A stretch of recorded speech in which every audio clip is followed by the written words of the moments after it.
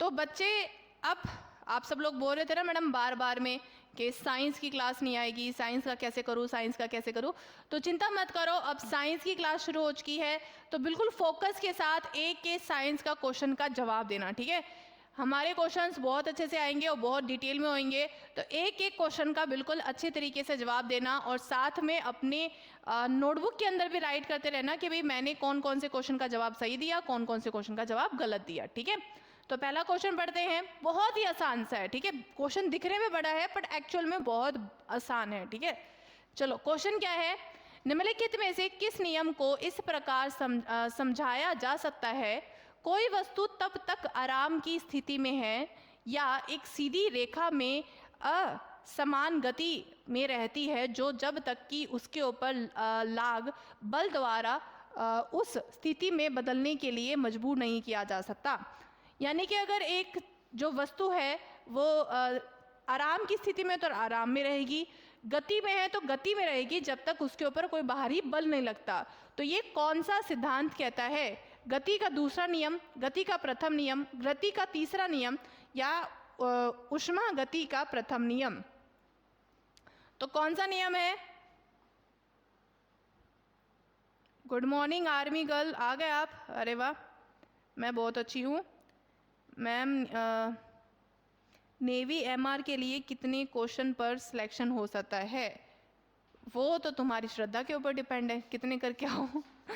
चलो बताती हूँ मैं। चलो इसका आंसर क्या है? इसका है फर्स्ट, गति का प्रथम नियम। गति का प्रथम नियम कहता है कि कोई भी वस्तु है जो आराम में है आराम में रहेगी, गति में है तो गति में रहेगी अगर जब तक उसके ऊपर कोई बाहरी बल नहीं लगता। गति का दूसरा नियम क्या कहता है? दूसरा कहता है कि कोई फोर्स जो होता है वो किसके डायरेक्टली प्रोपोर्शनल होता है? उसके मास और उसके एक्सेलरेशन, यानी कि जो बल है वो उसके भार और उसके एक्सेलरेशन पे डिपेंड करता है, ठीक है। और तीसरा नियम क्या कहता है? तीसरा नियम कहता है कि हर क्रिया का, ठीक है, हर क्रिया का इक्वल और ओपोजिट क्या होता है? प्रतिक्रिया होती है, प्रतिक्रिया होती है, ठीक है। हर क्रिया की इक्वल और ऑपोजिट प्रतिक्रिया होती है, गति का तीसरा नियम है। और ये तीनों ही नियम किसने दिए हैं? न्यूटन ने दिए हैं, ठीक है, न्यूटन ने दिए हैं, ठीक है। इसलिए इनको न्यूटन का लॉ भी कहा जाता है, ठीक है। अगला क्वेश्चन, निम्नलिखित में से कौन सा यांत्रिक तरंग अर्थात ध्वनि के संचरण का माध्यम नहीं है? यानी कि which of the following is not a medium of mechanical wave that is sound to travel? ध्वनि को तैरने के लिए, ध्वनि को एक जगह से दूसरी जगह जाने के लिए कौन सा माध्यम नहीं है? वायु, पानी, इस्पात या फिर वैक्यूम? तो बच्चे, ध्वनि को एक जगह से दूसरी जगह जाने के लिए हमें किस चीज़ की ज़रूरत होती है? जी बच्चे, हमें वैक्यूम की कोई ज़रूरत नहीं है, क्योंकि देखो बच्चे, कोई ना कोई ध्वनि को जाने के लिए, एक जगह से दूसरी जगह जाने के लिए माध्यम की ज़रूरत है, कोई ना कोई माध्यम, चाहे भले वो गैस हो, ठीक है, मतलब चाहे भले वो ठोस हो, चाहे वो पानी हो, मतलब द्रव हो, या फिर गैस हो, ठीक है, कोई भी माध्यम हो पर ध्वनि जानी चाहिए, ठीक है। और स्पीड कैसे चेंज होती है? स्पीड बच्चे सबसे ज़्यादा ठोस में होती है, फिर द्रव्य में होती है, फिर गैस में होती है, ठीक है। यानी कि ध्वनि कितनी आसानी से ठोस में सबसे ज़्यादा तेज आगेगी, फिर बाद में ध्वनि द्रव्य के अंदर और फिर बाद में गैस के अंदर, ठीक है जी बच्चे। चलो अगले क्वेश्चन पे बढ़ते हैं। अगला क्वेश्चन क्या पूछ रखा है आप लोगों का? अगला क्वेश्चन है, किसी माध्यम से घनत्व का एक दोलन पूरा करने लगने वाला समय क्या कहलाता है? What is the time taken to complete one oscillation of density through one medium call? यानी कि जैसे मैं मान लो मेरी एक तरंग जा रही है, ठीक है, तरंग होती क्या है? तरंग एक तरह से छेड़खानी टाइप में होती है कि भी हाँ भी हमने किसी पार्टिकल के साथ कैसे इधर से उधर हिलाया, ठीक है, और उसको पार्टिकल को मूवमेंट करवाने के अंदर वो जो मूवमेंट हुई है, जिस पैटर्न के अंदर हुई है, वो क्या होती है? तरंग होती है, ठीक है। अब तरंग के अंदर एक जगह से यहाँ से हिलने के बाद में वापस उसी जगह के अंदर आ जाना, जैसे यहाँ से लेकर यहाँ तक ऐसे घूम के वापस एक जगह पे आ जाना, उस चीज़ को क्या कहते हैं? तरंग दोलन, तरंग काल, तरंग आवर्ती या फिर लहर की गति। तो बच्चे उसे कहा जाता है तरंग काल, ठीक है, कि कितने समय के अंदर वो जो तरंग है वो अपनी एक पोजीशन से हटके वापस दूसरी पोजीशन में आ जाती है, उसको कहा जाता है तरंग काल, ठीक है। और तरंग काल का क्या होता है डिनोशन, टी कहा जाता है, ठीक है। क्या कहा जाता है, टी। और आवर्ती और तरंग काल में क्या डिफरेंस होता है जी बच्चे, इसमें रिलेशन होता है। जैसे आवर्ती को हम डिनोट करते हैं, फ्रीक्वेंसी को डिनोट करते हैं म्यू से, तो म्यू क्या होता है 1/, ठीक है, 1/में टी, ठीक है। ये चीज ध्यान रखना, 1/में टी। जी अगला क्वेश्चन है, अगला क्वेश्चन क्या है जी, water flowing at the hydro electric power station can be rotate turbine because of it content, यानी कि पन बिजली स्टेशन पर बहने वाला पानी टरबाइन को घुमा सकता है क्योंकि इसमें शामिल होता है, क्या होता है, विद्युतीय ऊर्जा, रासायनिक ऊर्जा, गतिज ऊर्जा या संभावित ऊर्जा।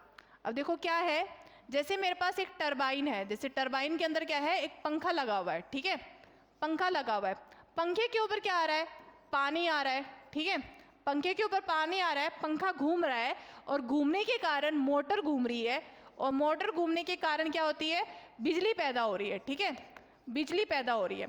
तो आपको ये बताना है कि पानी के अंदर कौन सी ऊर्जा है, आपको ये बताना है पानी के अंदर कौन सी ऊर्जा है। हाँ फ्री क्लास है बच्चे, फ्री ही है, ठीक है, सोनू गुप्ता फ्री है क्लास, ठीक है, पैसे नहीं लेने वाले आपसे, आए बड़े फ्री वाले। यूट्यूब पे तुम्हें फ्री मिलती है, पैसे कौन लेता है यूट्यूब पे क्लास लेने के, हैं नौटंकियों।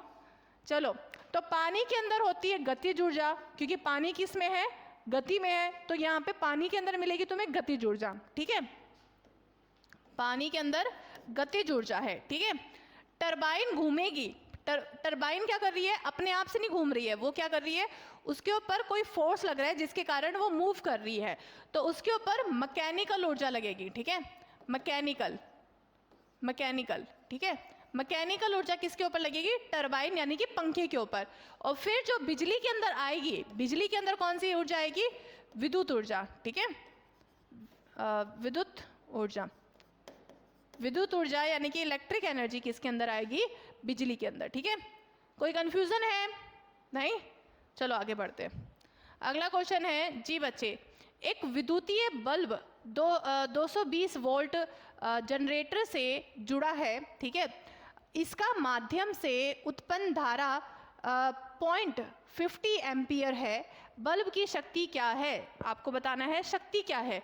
तो शक्ति का यानी कि पावर का फॉर्मूला क्या होता है, पावर को हम P से डिनोट करते हैं, पावर का फॉर्मूला होता है V इंटू आई, क्या फॉर्मूला होता है, V इंटू आई, यानी कि V मतलब पोटेंशियल डिफरेंस और I यानी कि करंट, ठीक है, विद्युत धारा। तो करंट कितना है, तो करंट तुम बोलोगे मैडम 0.50 एम्पियर है। वोल्ट कितना है, V कितना दे रखा है, V दे रखा है 220 वोल्ट, है ना, 220 वोल्ट। अब गुना कर दो, 220 को इसके गुना करूंगी 110, क्या आएगा, 110 वाट आएगा, ठीक है। तो सही क्या आंसर आ गया, 110 PA वाट, अच्छा 110 वाट आएगा, ठीक है, समझ में आ गया। एम्पियर नहीं आएगा बच्चे, 110 वाट आएगा, पावर का जो ऐसा यूनिट होती है वो वाट होती है, ठीक है। अगला क्वेश्चन, अगला क्वेश्चन क्या है, निम्नलिखित में से कौन सी धातु खुले में रखने पर आग लग जाने की आशंका होती है, मतलब ऐसी कौन सी धातु है जिसे तुम खुले में रख दो तो उसमें आग लग सकती है। पोटेशियम, नेतृत्व करना, लेड है, ठीक है, अब इसको लेड को भी है ना मुझे हिंदी में लिखने में दिक्कत होती है, ठीक है, ट्रांसलेटर में ना ये पोटेशियम का तो पोटेशियम आ जाता है, लेड का आ जाता है नेतृत्व करना, वाह। लिथियम या यहाँ पे होगा मरकरी, ठीक है, मरकरी। चलो जल्दी से बताइए कौन सा है, चलिए बताइए जल्दी से।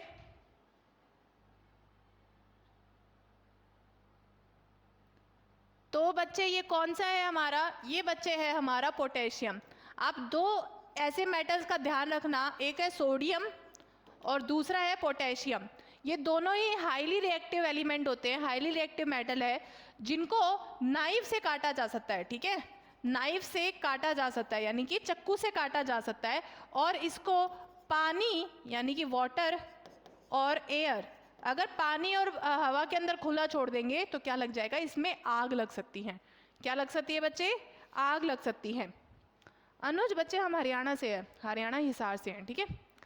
अगले क्वेश्चन की ओर बढ़ते हैं। अगला क्वेश्चन क्या कहता है, अगला क्वेश्चन है निम्नलिखित में से कौन पदार्थ का उदाहरण नहीं है, which among the following is not a example of matter, आग, बादल, गुरुत्वाकर्षण या फिर रेन ड्रॉप। तो ये तो बहुत ही आसान सा है, पदार्थ हमें अच्छे से पता है, गुरुत्वाकर्षण एक बल है, पदार्थ नहीं है, ठीक है।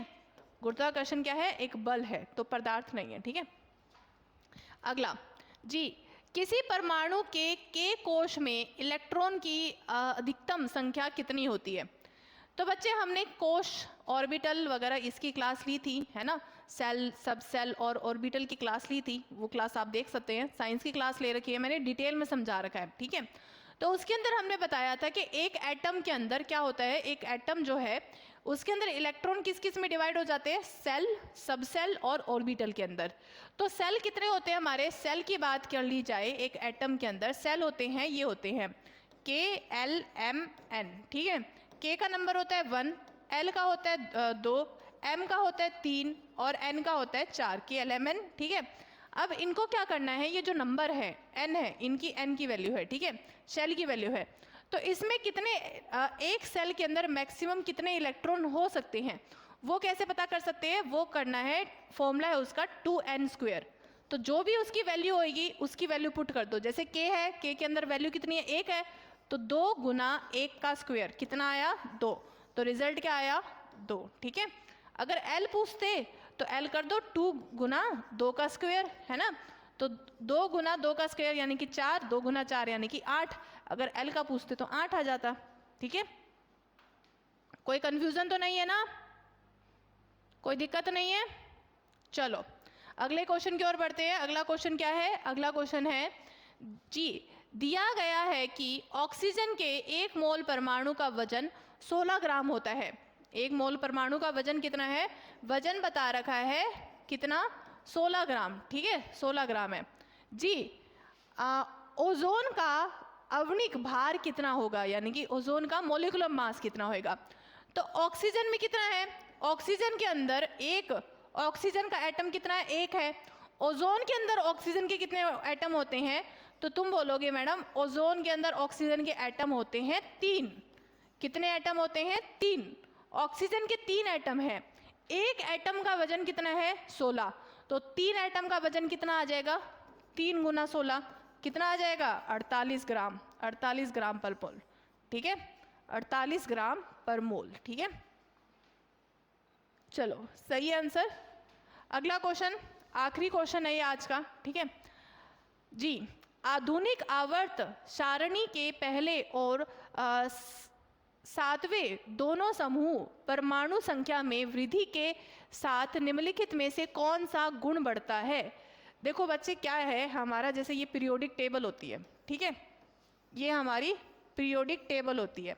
पीरियोडिक टेबल के अंदर देखो क्या तुम नोटिस करोगे, ये ऐसे ग्रुप्स होते हैं, ठीक है, ये क्या होते हैं, ये इस तरीके से डिवाइड करना, इस तरीके से लंबे लंबे सीधे पिलर से बनाना, ये ग्रुप होते हैं।